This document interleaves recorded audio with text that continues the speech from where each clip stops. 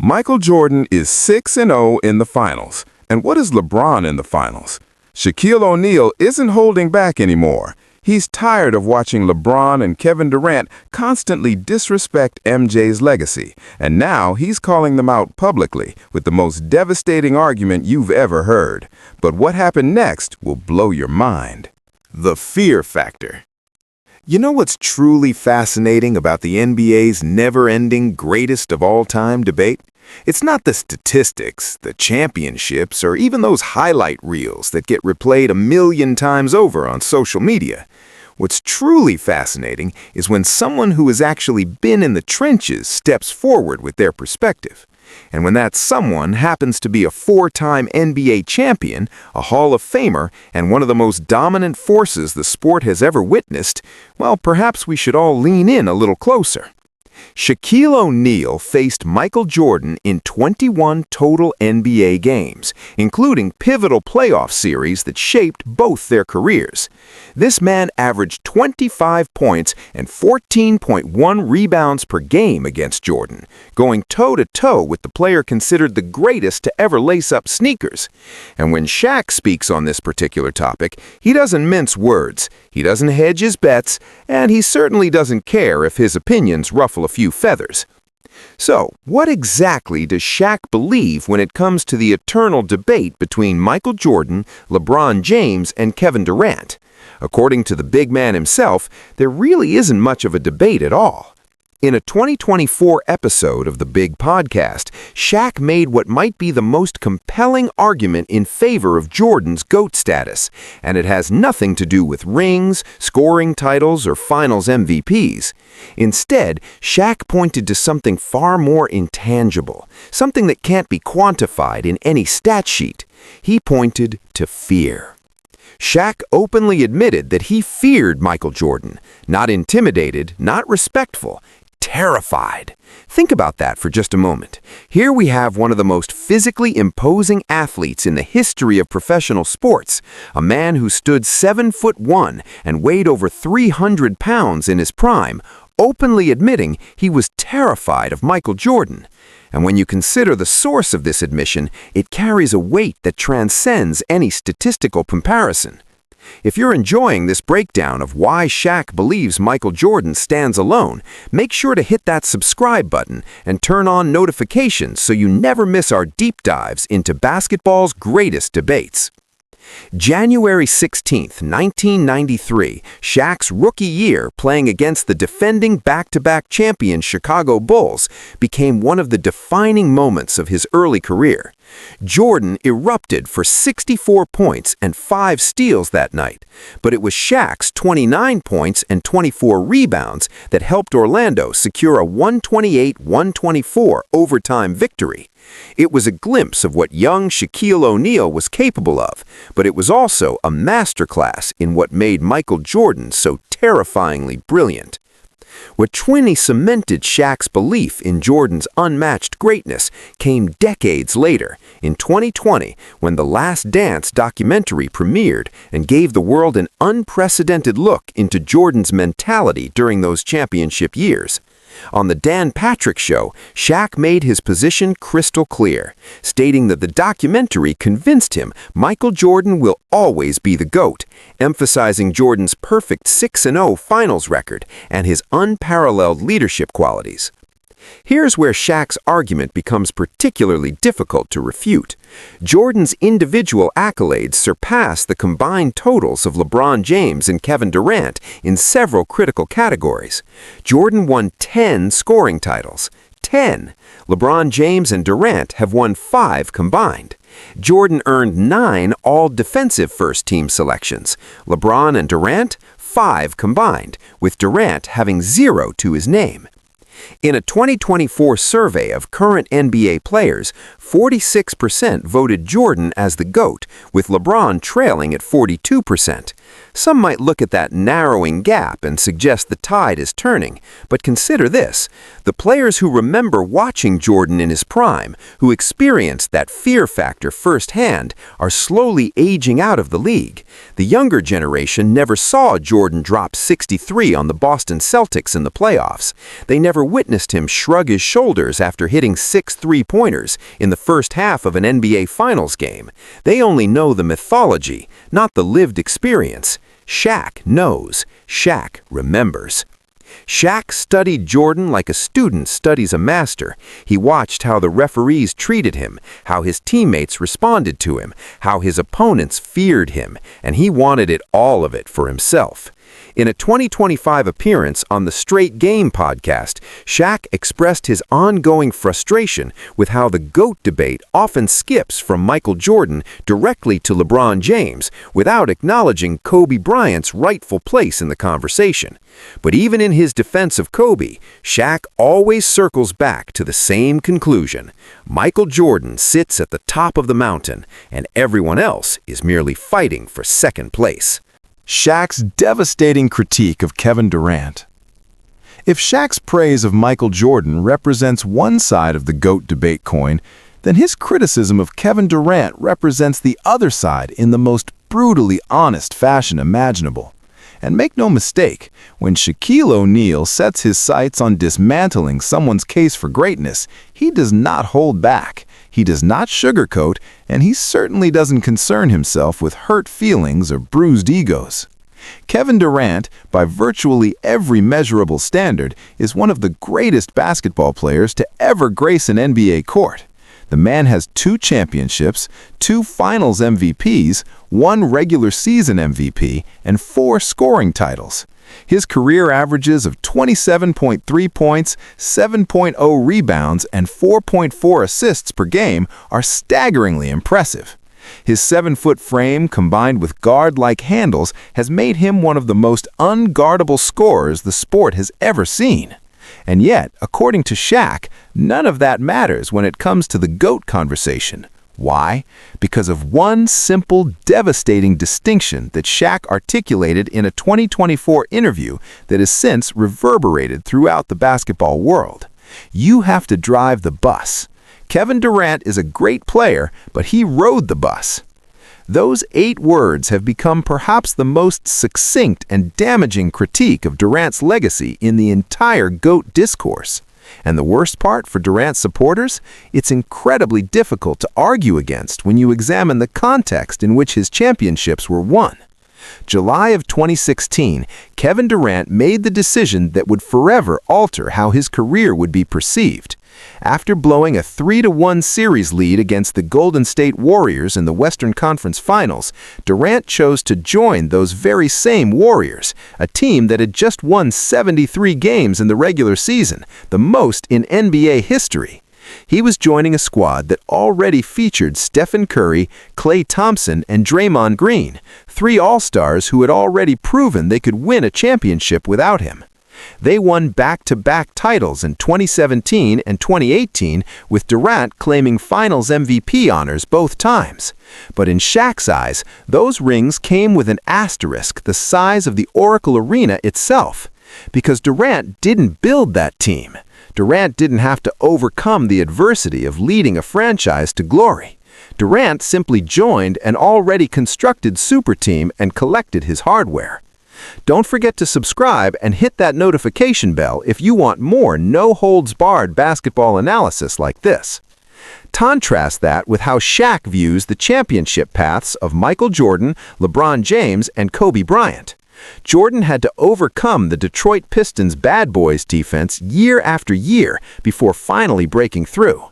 He was the unquestioned leader of those Bulls teams, the alpha dog around whom the entire organization was built. LeBron James, for all the criticism he's received for teaming up with Dwayne Wade and Chris Bosh in Miami, was still the clear-cut best player on those Heat championship squads. And Kobe Bryant, even when he won alongside Shaq in Los Angeles, was undeniably ascending toward becoming the driving force of that franchise. Durant? He was the 3rd best player on those Warriors teams by many accounts, behind Curry and perhaps even Draymond in terms of overall team impact. He was an extraordinarily talented passenger on a vehicle that was already speeding toward its destination. In 2025, discussions Shaq doubled down on his position, explicitly stating that only Kobe Bryant, LeBron James, and Michael Jordan belong in the GOAT debate, once again leaving Durant conspicuously absent from the conversation, despite his individual brilliance. And when you hear Shaq explain his reasoning, when you understand that his criteria for greatness extends beyond statistics and into the realm of leadership and self-made success, Durant's exclusion begins to make perfect sense. That exchange on first take perfectly illustrates Shaq's no-nonsense approach to the GOAT debate. While analysts can debate advanced metrics and adjusted statistics until they're blue in the face, Shaq cuts through all the noise with one simple question: what did you accomplish when it mattered most? Jordan went 6-0 in the finals. LeBron went 4-6. Durant went 2-1, but with that massive asterisk attached to both of his victories. Some might argue that Shaq is being unfair to Durant, that context should matter when evaluating championship runs. After all, LeBron faced those Durant Warriors teams multiple times, and Durant's decision to join Golden State potentially cost LeBron additional championships. But that's precisely Shaq's point. Durant made that choice. Durant decided that winning was more important than building.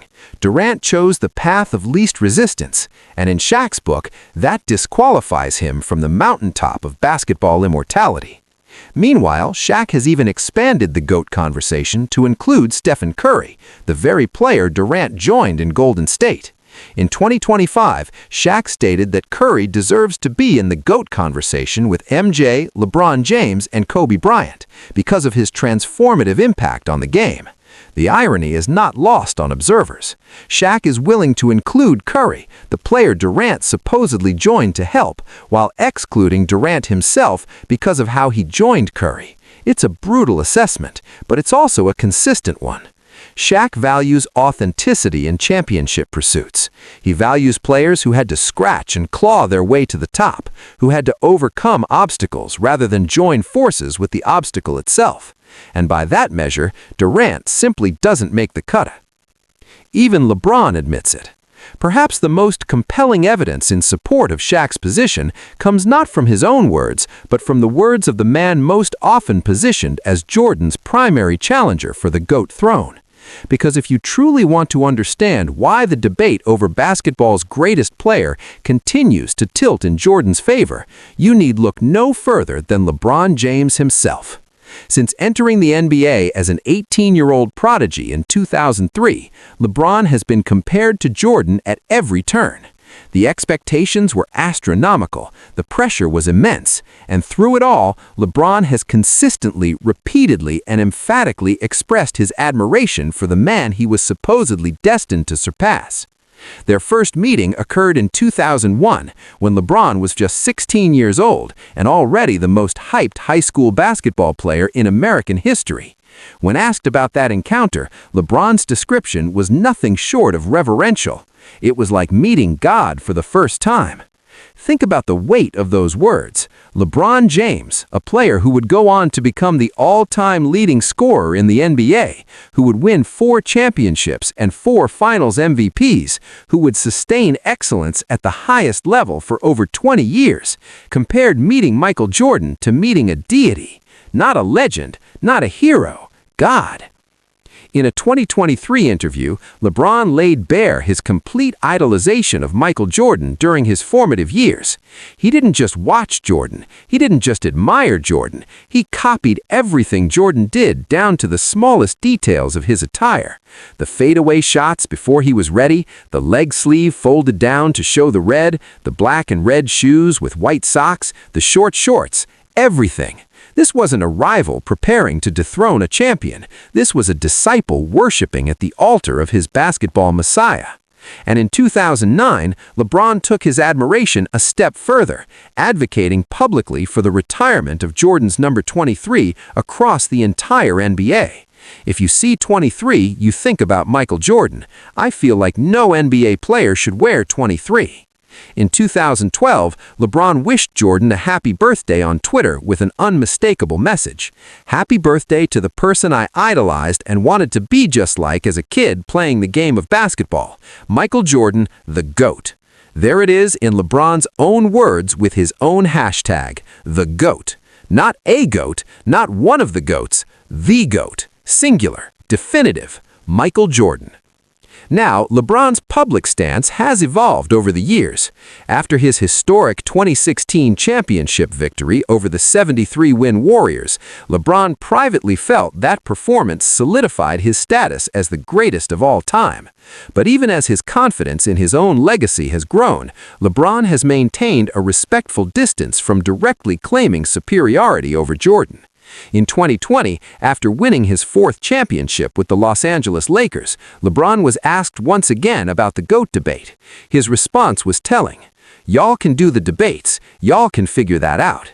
That's not the response of a man who believes he's clearly surpassed his idol. That's the response of someone who recognizes the complexity of the conversation and perhaps still holds Jordan in too high regard to claim unequivocal superiority."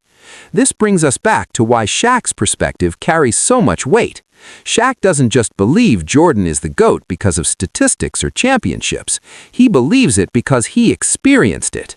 He faced Jordan in 21 games across his career, with Jordan's teams holding a 12-9 overall advantage. He felt the fear that Jordan instilled in opponents. He learned invaluable lessons from Jordan on the court, lessons that shaped his own path to greatness. Before facing Jordan, Shaq was terrified, but to relieve the pressure, he told himself he didn't have to guard Jordan, so he wasn't worried. The second thing he said was that he couldn't let Jordan dunk on him. That was not going to happen. There was a play when Jordan came baseline and Shaq had to touch him up because he wasn't getting dunked on. He would never live that down from family members, homeboys, or at the barbershop. That would be a poster forever, because Mike was the man at the time. But Mike also taught Shaq something very valuable.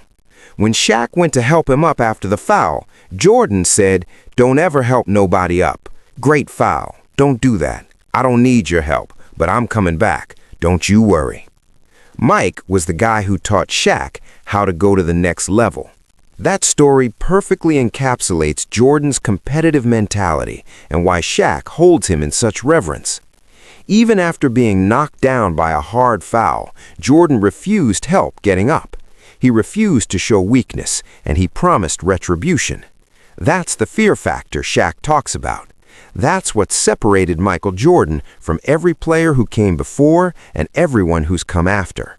Jordan even exploited Shaq's free throw struggles, recognizing that it would get the better of him mentally. That psychological warfare, that ability to identify and attack an opponent's weakness, was quintessential Jordan.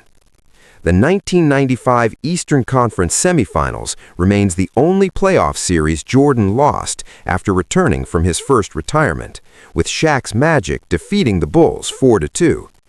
But Jordan's response the following year was devastating, a 4-0 sweep of Orlando en route to his fourth championship. That's what greatness looks like. You knock Jordan down, and he comes back stronger than ever. Off the court, Shaq has often described Jordan as his big brother, crediting him for life lessons that extended beyond basketball. Their relationship evolved from intimidation to genuine respect and brotherhood.